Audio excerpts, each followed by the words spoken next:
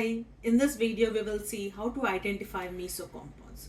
So before we can identify meso compounds, we have to find how many chiral carbons does a molecule have.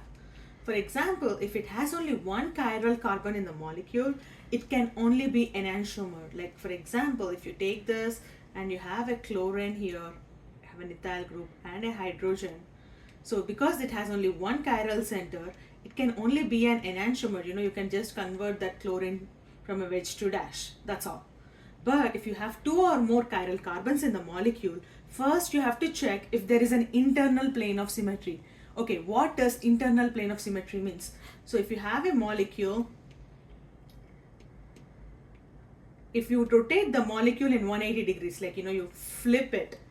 If you flip it, if you are getting exactly the same molecule again, so that is called internal plane of symmetry. If there is an internal plane of symmetry, you can actually form meso compounds. You can form enantiomers and diastereomers, but you can form meso compounds as well. So this is the only scenario where you can form meso compounds. Suppose if there is no internal plane of symmetry, you mean like, for example, if I have one chlorine on a wedge and the other chlorine on a dash. So there is no internal plane of symmetry because when I flip it, if I flip it 180 degrees, I'm just gonna get the chlorine in the front carbon and this chlorine on the wedge on the second carbon here. So this is not like having a plane of symmetry.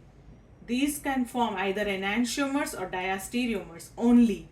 But when you have an internal plane of symmetry, you can form meso compounds in addition to the enantiomers and diastereomers. So I hope this helps. And also, meso compounds, when I talk about internal plane of symmetry, you should have exactly same molecules, same atoms, everything should be the same. So when you put a mirror in middle of it, it should look as if it is just looking at itself. So that is called internal plane of symmetry. Thank you.